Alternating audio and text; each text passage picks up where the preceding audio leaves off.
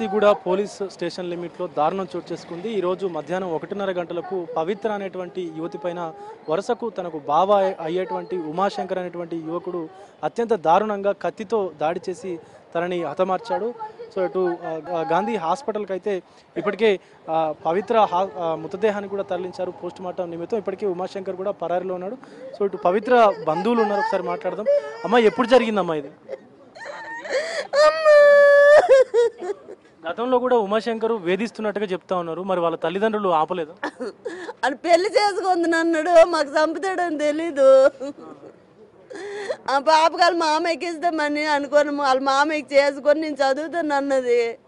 చదువుతుంది కదా అనేసి వాళ్ళ మామయ్యకి వేరే పాపకి చేస్తాము. చదువుతున్న ఇంటర్ సెకండ్ ఇయర్ అవగానే ఆపించేసాడు ఆడని. నువ్వు చదవద్దు, ఇంట్లోనే ఉండంతే, ఇంట్లోనే ఉండిపోయింది. పెళ్లి చేస్తాం, పండుగ నాకు పెళ్లి చేస్తాం అనుకున్నాం సార్. ఆడు ఎక్కడికి వెళ్ళనిచ్చాడు కాదు, అవులతో మాట్లాడినిచ్చాడు కాదు. అంతకుముందు మా ఇంటికి అందరింటికి వచ్చి మా పాపలతో అందరితో మంచిగా మాట్లాడేది. నువ్వు ఎవరింటికి వెళ్ళకు, ఎవరితో మాట్లాడకంత అలాగే ఉండిపోయింది సార్. ఎవరింటికి అవులతో మాట్లాడేది కాదు. మొన్న శనివారం నైట్ విజయవాడ గుడికి వెళ్ళారు. వాళ్ళ అమ్మ నాన్న ఈ పాప ఆ పాప గుడికి వెళ్ళారు. నేను వద్దంతే, నువ్వు ఎందుకు వెళ్ళావంటే మా అమ్మ మా నాన్నలతోనే గుడికి వెళ్ళాను, ఎవరితో వెళ్ళాను, నువ్వు ఇప్పుడు నుండే వద్దని తల్లిదండ్రులతో బయటకు వెళ్తే కూడా తల్లిదండ్రులతో కాదు, ఎవరితో వెళ్ళనిచ్చాడు కాదు సార్. ఎక్కడికి వెళ్ళినా అడిగి చెప్పెళ్ళాలా, ఒక గుడికి వెళ్ళినా చెప్పాలా, ఎవరింటికి వెళ్ళినా చెప్పాలా, ఎవరు అక్కడికి వెళ్ళినా చెప్పాలి సార్. అలాగని ఎవరింటికి వెళ్ళేది కాదు, పాపం ఇంట్లోనే ఉండేది. విజయవాడ గుడికి వెళ్తానరా వద్దన్నాడని మా అన్నలు తీసిపోయారు గుడికి. నేను వద్దంటే నువ్వు వెళ్ళావనేసి పొద్దున్న రాత్రల్లో మా అందరికి ఫోన్లు చేశాడు. మేము వద్దంతే వెళ్ళిందంతే, ఇప్పుడు నువ్వెందుకు ఆపుతావు, వాళ్ళ అమ్మ నాన్నతో గుడికి వెళ్తే నీకేటని మేము తిట్టాం సార్. తిట్టి ఫోన్ కట్ చేసి స్విచ్ ఆఫ్ చేస్తాం. రాత్రి 12-1 గంట వరకు ఫోన్ చేశాడు మాకు. చేస్తే నేను తిట్టి పెట్టేసిన సార్. ఆ పొద్దున్న లేచి వీళ్ళు ఆదివారం నైట్ వచ్చారు. ఇవాళ వచ్చి మాట్లాడుతా అన్నాడు, నువ్వు ఇప్పుడు నుండే మా అమ్మ నాన్నతోనే వద్దంత, నువ్వు రేపు పెళ్ళి అయితే నువ్వు ఇంకెంత నరకం చూపిస్తావో నేను చేసుకున్నా అన్నదంట సార్. ఆ ఒక్క మాటగా నేను ఇంటికి వచ్చి మాట్లాడుతా అన్నాడు. ఇంటికి వచ్చాడు. మా వదిన మా ఇద్దరు పిల్లలు అక్కడే ఉన్నారు సార్. నువ్వు రాకని మా వదిన అంతే, నేను మాట్లాడి వెళ్ళిపోతా అక్క అన్నాడు. మా అన్న కూతురు మేనకోడలు మాట్లాడుతుంది అనేసే ఊరుకున్నారు సార్. నలుగురు ఒక మంచం మీద కూకొని మాట్లాడుతుంటే, నువ్వు ఇప్పుడు నుండే నాకు ఎంత హింస పెడతాను, నేను ఎవరితో వెళ్ళాను, అమ్మ నాన్నతోనే వెళ్ళాను, మా అమ్మమ్మలకి మా అత్తకి అందరికి ఫోన్ చేసి తిట్టిన పనేటి ఉందని నువ్వు ఇలా పెడితే నేను చేసుకోను అన్నదంట సార్. రెండోసారి అడిగాడట, చేసుకోమంటే చేసుకొని అన్నాడట. మా వదిన నీళ్ళు తాగుతాని కిచెన్కి వచ్చేసింది సార్. ఇదేమో అటు సైడ్ కూర్చోయింది, వాళ్ళిద్దరేమో ఎదురెదురు కూర్చోరు. కత్తి తీసి ఒక్కసారి పొడిచేసాడు. ఆడు కత్తి కొట్టుకొని వచ్చాడని మాకు తెలియదు సార్. మాట్లాడి వెళ్ళిపోతాడు అనుకున్నాము, ఆడు చంపేస్తాడని మాకు తెలియదు.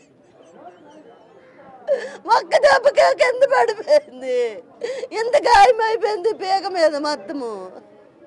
ఆ పొడిచేసాడు ఫోను, ఆ కత్తి వదిలేసి వెళ్ళిపోయాడు సార్. మేము అట్నుండి తిరిగే లోపుగా చచ్చిపోయింది. ఎంత గాయం అయిపోయిందాడు, అంత కసి మీద పొడిచేసాడు. అడికి అమ్మ నాయన లేరని మేము చూసుకున్నాం సార్. మా ఇల్లు తీసేస్తాడు అనుకోలేదు, వాళ్ళ అమ్మ నాన్న చచ్చిపోయారు. అవును అన్నాడని మేము ఆదరించాము. మా పిల్లకి ఇస్తే మంచిగా చూసుకొద్దును అనుకున్నాం సార్. తనని చిన్నప్పటి నుంచి మీరే చూసుకున్నారు? లేదు సార్, సగం వయసు వచ్చేసరికి చచ్చిపోయారు వాళ్ళ అమ్మ నాన్న. వాళ్ళ అమ్మ ఫస్ట్ చచ్చిపోయింది, అక్కడికి 3 సంవత్సరాల తర్వాత వాళ్ళ నాన్న చచ్చిపోయాడు. అప్పటి నుండి మా ఇంటికి వచ్చేవాడు, వెళ్ళేవాడు, తినేవాడు, ఉండేవాడు సార్. ఆడు ఎంత కొంప ముంచుతాడని మాకు అనుకోలేదు సార్. ఎప్పుడులాగే వచ్చి మాట్లాడతాడు అనుకున్నాం, కానీ ఆడు కత్తి కొనుక్కొని తెచ్చుకోండి అని మాకు తెలీదు. నువ్వు వద్దు అన్నందుకే చంపించినాడు. నువ్వు అక్కడే ఉన్నావు అప్పుడు? అంటే నాన్న వాళ్ళని పిలవడానికి ప్రయత్నించావు? నాన్న లేరు సార్, వాళ్ళ నాన్న పనికి వెళ్ళిపోయాడు. పక్కన అయ్యప్ప పూజ అవుతుందని వాళ్ళ అమ్మ పూజ కాడికి వెళ్ళి నించుంది. ఈడు రాగానే ఈడు అంబడే వచ్చేసింది సార్. నువ్వు ఇంటికి రాగానే నేను మాట్లాడే వెళ్ళిపోతా అన్నాడు. మాట్లాడి వెళ్ళిపోతాడు అనుకున్నాం, కానీ పొడి చేతుడు అనుకోలేదు సార్. గతంలో కూడా నేను నన్ను చేసుకోకపోతే ఇలా చేస్తానని బెదిరించేవాడు, కానీ నా పాప ఎవరికి చెప్పింది కాదు. ఆడంత ప్రాణం సార్. మా అందరితో మాట్లాడి మానేసింది ఆడు వద్దంతే. మేమందరం చెప్పే మడు మంచాడు కాదని వెళ్ళలేదు సార్. మా మాట చేసుకుంది అన్నది, పోనీ చేసుకుని తాడు బాగుపడతాడు, ఇది బాగుపడుతుంది అనుకున్నాం. మాకెలా చేస్తాడు అనుకోలేదు. గతంలో కూడా ఆయన తాగడం ఇలాంటివి చేసి తిరగడం. ఇంతకు ముందు ఇంటి మీదకి వచ్చాడు సార్. అప్పుడు మా అన్నయ్య వద్ద నా పాప కొట్టాడు, మేమందరం అడ్డుపడ్డాము.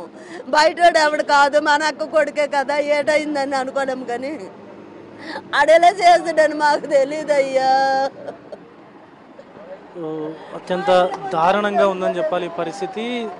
సొంత అంటే వరుసకు బావ అయ్యేటువంటి ఆ వ్యక్తి పెళ్లి చేసుకోను అన్నటువంటి ఒకే ఒక్క కారణంతో తన క్యారెక్టర్ బాగాలేదు, సొంత తల్లిదండ్రులతో గుడికి వెళ్తేనే వద్దు అన్నటువంటి వాడిని నేను ఎలా పెళ్లి చేసుకుంటాను, నువ్వు నాకు వద్దు అన్నటువంటి ఒక మాట అనడంతో తన వెంట తెచ్చుకున్నటువంటి కత్తితో అత్యంత దారుణంగా పవిత్ర మెడపైన దాడి చేసి దారుణంగా హత్య చేసినటువంటి ఉమాశంకర్ని ఖచ్చితంగా కఠినంగా శిక్షించాలంటూ కూడా పవిత్ర బంధువులు అయితే కోరుతా ఉన్నారు. అయితే గతంలో కూడా అనేక మార్లు వేధించినప్పటికీ కూడా పవిత్ర ఎవరితో చెప్పుకునేది కాదు, అతనంటే చాలా ఇష్టం ఉండేదంటూ కూడా బంధువులు మాట్లాడుతూ ఉన్నారు. వీడియో జర్నలిస్ట్ గౌస్తో Vijay big TV, Gandhi hospital.